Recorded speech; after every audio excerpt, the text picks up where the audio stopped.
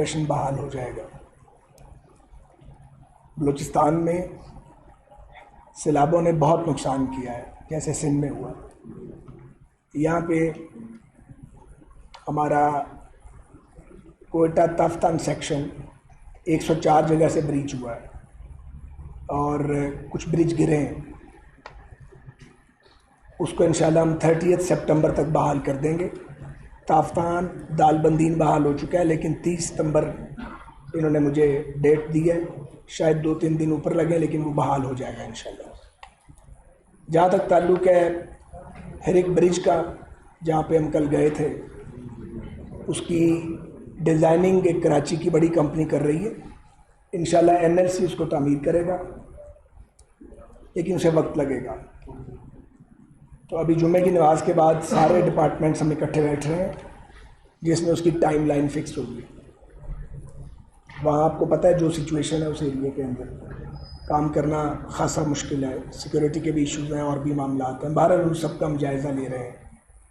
तो इंशाल्लाह ताला फ़ौरन काम शुरू होगा उस पर। एक और बड़ा मसला ये है कि डेरा अला यार से जैकबाबाद की तरफ 11 किलोमीटर की रेलवे ट्रैक अंडर वाटर है।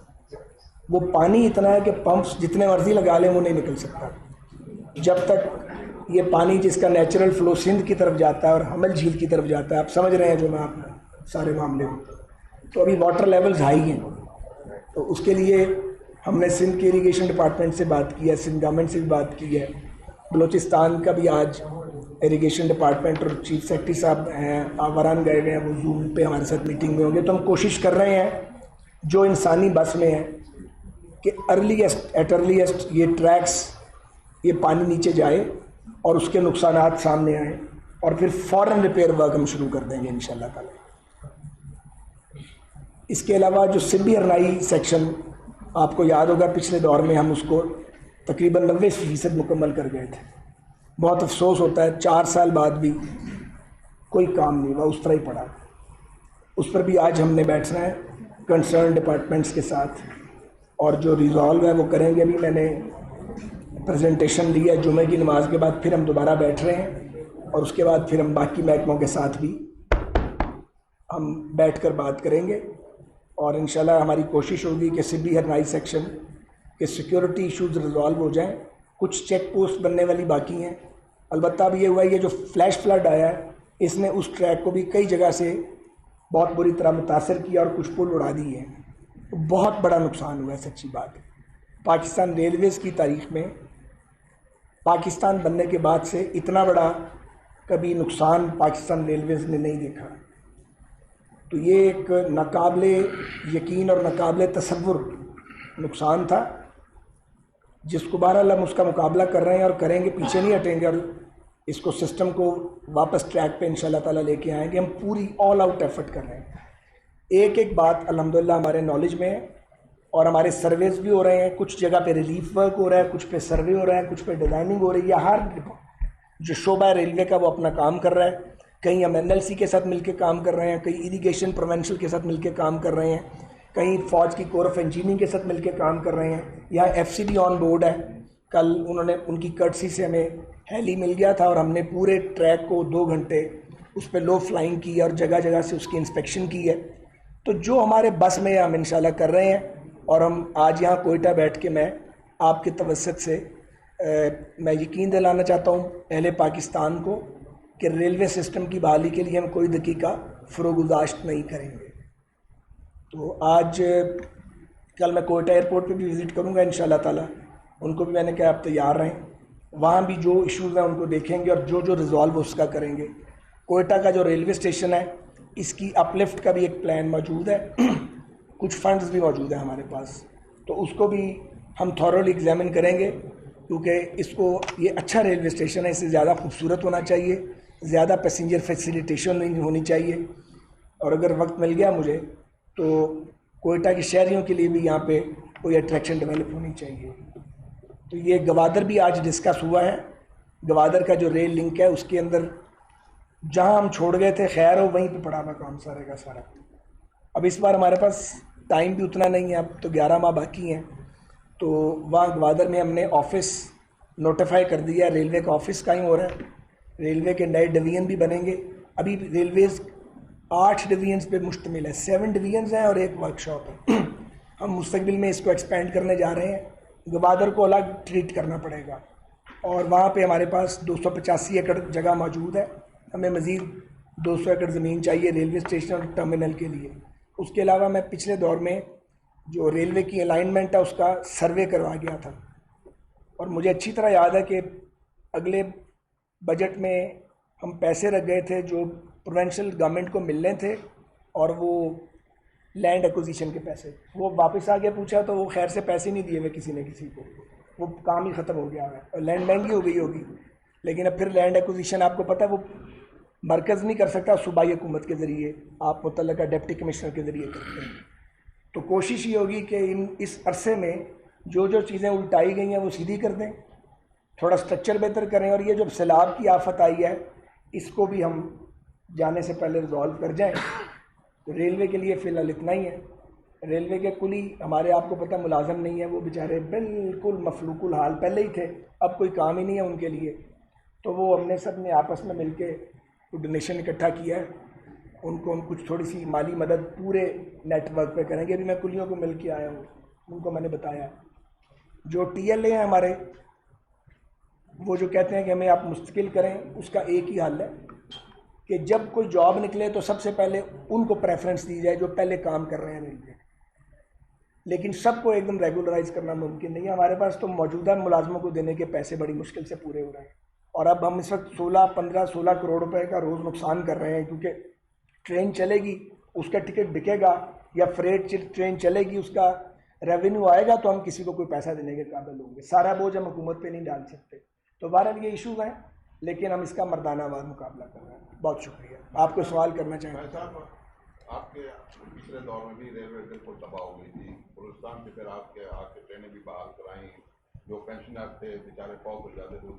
तो ऐसी कानून साजी आप क्यों नहीं कर जाते कि जिस ट्रैक पर आप उसको डाल के गए थे, आइंदा आने वाली हुकूमत या जो भी है वो उसी लाइन पे कायम करें। अभी आपके 4 साल में यहाँ बलूचिस्तान में जो कुछ हुआ वो भी हमारे सामने है, रेलवे उसी हाल में जबुआली में चली गई, आज फिर आप आए हैं उसको दोबारा आगे करने के लिए। तो ऐसी कानून साजी के आप इस किस्म के इकदाम क्यों नहीं उठाते कि रेलवे दोबारा जो आप करके जा रहे हैं उसी ट्रैक पे चले, ना कि इधर करो। आप इस हाउस में सीनियर 3 आदमी हैं और आपका बड़ा तजर्बा माशाल्लाह, मैं आपसे 12 मिल चुका हूँ, आपकी बात में बड़ा वज़न है। लेकिन आप कोई भी कानून बना लें, कानून और ज़ाब्ते सब बने हुए हैं, काम इंसान की नीयत से ही होगा। आप अच्छे से अच्छा कानून बना लें, अगर हमारी नीयत ही नहीं है उस पर अमल दरामद करने वाली तो क्या करें। तो ज़ाब्ते भी मौजूद हैं, कवानीन भी मौजूद हैं। कमी जो है वो नीयत की है और या फिर अज़म की है। आप जब मुश्किल सामने देखते हैं तो भागते नहीं हैं बल्कि उसका मुकाबला करते हैं। चैलेंज आता है तो उसको फेस करते हैं। तो ये है, मैं किसी का ना नाम लूँगा ना किसी पे इल्ज़ाम लगाऊंगा, इतना टाइम ही नहीं है किसी पे इल्ज़ाम लगाने का। हमसे जो बन पड़ा करेंगे। लेकिन एक मैं आपको बात बताऊँ, मेरे जाने के बाद रेलवे के अफसरान जो थे उन्होंने वो अलम बुलंद रखा। ये जो दोनों साथी मेरे लेफ़्ट साइड पे बैठे हैं, ये सेक्रेटरी रेलवेज़ हैं, अरशद सलाम साहब AGM इंफ्रास्ट्रक्चर हैं, और इन जैसे और बहुत सारे अफसरान जो थे उन्होंने दयानतदारी के साथ अपना काम किया है। और जो कोई अगर गलत बात कहता था उसको माना नहीं। लेकिन अगर हुकूमत की पॉलिसी ही काम करने की ना हो, अगर आप रेलवे को फंड्स ही नहीं देंगे, मिसाल के तौर पे मुझे याद है आखिरी PSTP था 41 का 42 का था 43 का PSTP छोड़ के गया था मैं 18 में, फिर ये 16 अरब पे आ गए। अब वो 43 अरब साल के रेलवे के लिए कम थे। हमारा तो ख्याल था हर साल 8-10 अरब हुकूमत से लेके देंगे। जब 16 अरब पे ये आ गया रेलवे, काम इन्होंने क्या करना था, ये सर ढांकते थे तो पेट नंगा हो जाता था, पेट कवर करते थे तो सर और चेहरा नंगा हो जाता था। तो ये इश्यूज़ तो थे। अब इस वक्त इतना वक्त नहीं है, जुमा बिल्कुल करीब है, मैं ब्लेम नहीं करना चाहता, ना मैंने ब्लेम किया, मैं पढ़ना है ना ज़रूरत है पढ़ने की, और जो हुआ आपके सामने है। अगर हम कोशिश करते CPAC एक्टिवेट हो जाता तो आप ये जाने कि ML1 अगर बनना शुरू हो जाती, वो बनेगी तो ML2 की बारी आएगी, फिर ML3 की बारी आनी है। अब आपकी ML3 जो इनफैक्ट स्टार्ट हो जाती है रोडी से ऑनवर्ड कह लें या चलें जैकबाबाद से, उसको आप स्टार्ट कर लें ऑनवर्ड, आप सारा डेरा अल्लाह यार सिब्बी पूरे बोलान पास को गुजरते हैं, कोटा आते हैं, फिर ये आपका कोटा तास्तान सेक्शन, इतना बड़ा काम हुआ भाई, ये दौरा कर गया हुआ सारा।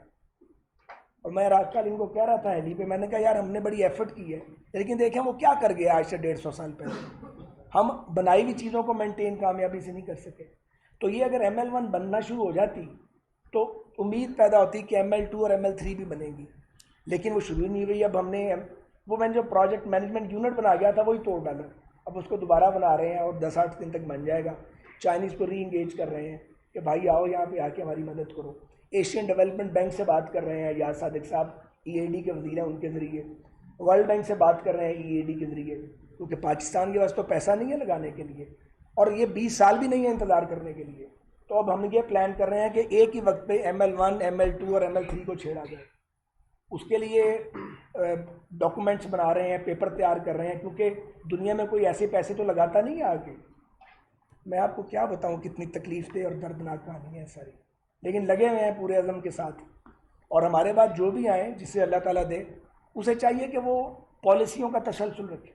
यहाँ पे मैं उनका नाम भी याद आ जाएगा, मेरे बाद एक केयर टेकर मिनिस्टर आई थी बलूचिस्तान से, रोशन जी,